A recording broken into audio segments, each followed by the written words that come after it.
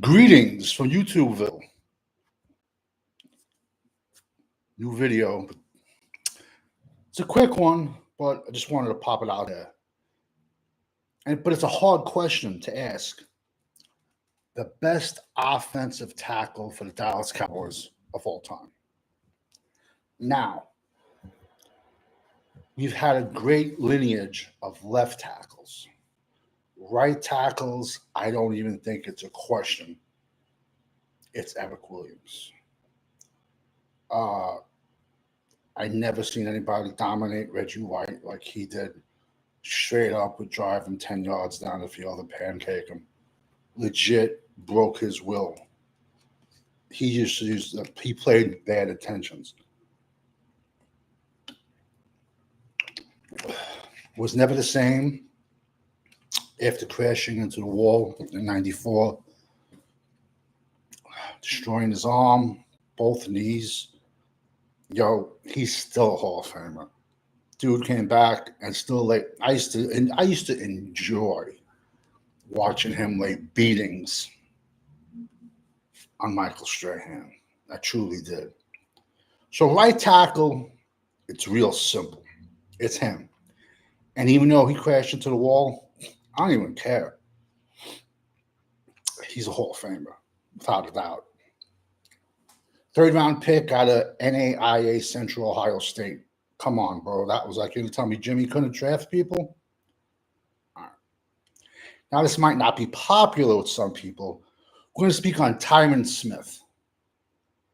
If you were going to build an offensive tackle in a lab, he would look like Tyron Smith. USC, we drafted him number 9th overall. This is just my opinion of me being a draft fanatic my whole life. When you draft an offensive tackle in the top 10, that's what is expected out of him. Later in his career, had a lot of injuries. We finally let him go, but honestly, he probably should have been off the team about 3 years ago because he just didn't play good. And he just missed. Not that he didn't play good, it's that you just couldn't count on him. He was missing. I think he hasn't played a full season since like 2015. So he missed a lot of games. So that's that. I'm not going to speak on Dallas Hall of Famer left tackle Rayfield Wright because I'm not going to be a hypocrite like other YouTubers and talk about guys that I never seen play. I only comment on dudes that I seen play. For you to give an opinion or comment on someone that you never seen play, you're just a clown, man, looking for clicks. And highlight videos don't make it. If you didn't see someone play, you can read up on them. You can do, your homework. Try to get as much YouTube stuff you can, but it's really not fair to pass judgment on somebody. So, when I'm talking about another very, very underrated left tackle, Flozell Adams. Left tackle out of Michigan State, 2nd round pick. I don't know why the Dallas media doesn't know this. I don't know why Dallas fans don't know this. I don't know why I knew this when he was in Michigan State at college. He was deaf in his right ear. So now imagine playing left tackle, especially on the road in a noisy stadium. Do you think you're going to go off sides a few times when, this is your right side and the quarterback's there, but now you got to work, you got to listen here. Of course you're going to go off sides a few times. And our idiot fan base would rip on him for going off sides. But these are just dudes that The only uniform they ever put on was when their mommy got them dressed for school. Idiots, straight idiots. He's very, very underrated. Now, I want to talk about a guy. Now, this is strictly left tackles that I think, in my opinion, was Dallas's left tackle on people that only that I saw. And his name was Mark Tuinei. And there's a story behind his name. Out of high school, he went to UCLA. He was a defensive lineman. Got expelled for fighting and went back to Hawaii. Only played like 7 games his senior year. Defensive tackle. He had injuries. Follow me, people. He was an undrafted free agent. Defensive tackle. Walked on to the Dallas Cowboys.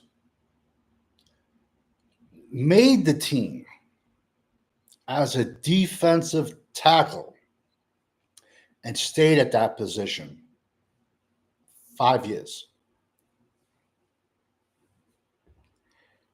We live in a world that we don't want to switch offensive linemen from the right side to the left side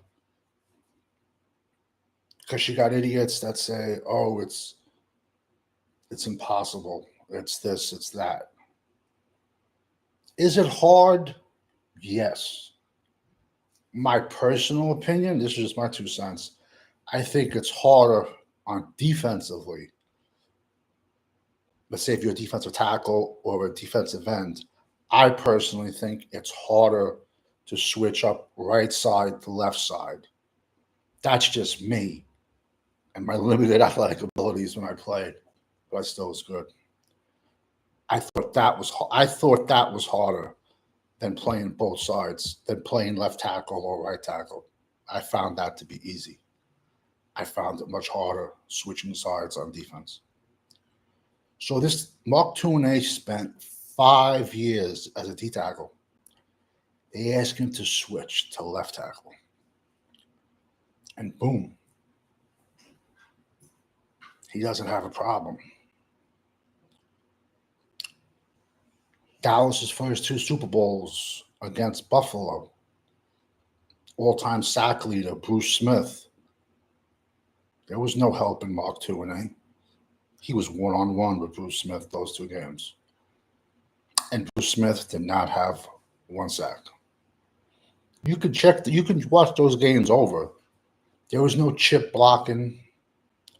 There was no, giving him a fullback, a tight end. They just left him one-on-one on an island. Then their 3rd Super Bowl against Pittsburgh, Tuinei had another monster outside of him, Greg Lloyd. Straight beast. Handled him fine. He never got the recognition he deserved because he played on an offensive line of superstars. It's crazy. There were years like 94, 95. If you Google and go to YouTube and watch 94, 95 Pro, if you go watch the 95 Pro Bowl, you see the starting offensive line, you see 4 Cowboys on. Think about that. 4 Cowboys on the starting offensive line in the Pro Bowl. That's unheard of. That's why I was talking back the other day about the line we had like in 14 and 16. I personally don't think any of those dudes would have started on the wall. But I'm showing my age and I'm showing my bias. Kevin Gogan, crazy underrated right guard, and he played right tackle. I'd take him over. I would take even Kevin Gogan over Zach Martin. For the last 2, I'm the guy everyone loves to hate, but I love being that guy because I still say, I challenge anyone to find me tape of Zach Martin ragdolling another All-Pro. Find the tape of Zach Martin driving a dude another All-Pro 6, 7 yards downfield and pancaking them. I've been saying this for 2 years. Still yet to see it. And I don't want to hear about the Senior Bowl practices, him going up against Aaron Donald and stuff like that. I'm talking about when he was in the NFL.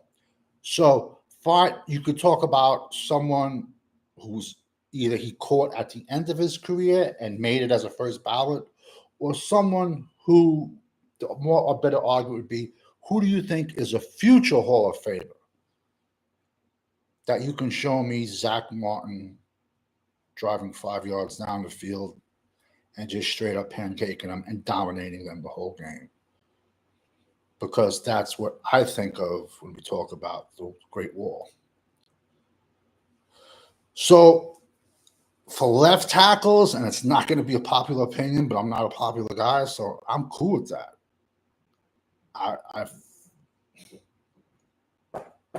I'm going to go with Mark Tuinei. And like I said, I'm only speaking on people that I saw play.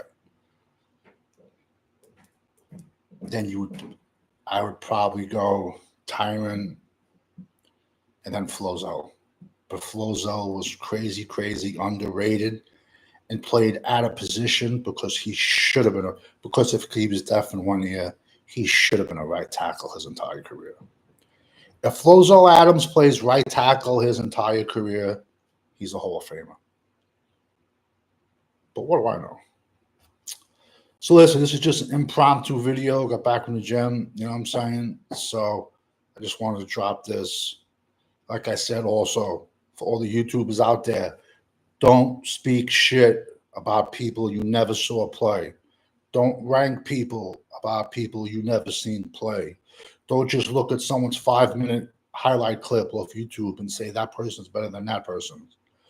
Also, to the draft guys, it takes more than 2 games of watching somebody to give someone a grade. But what do I know? Tonight, we'll be doing a video also about Clemson linebacker. That'll be coming on later on tonight. This is just a quick video I just wanted to get out there.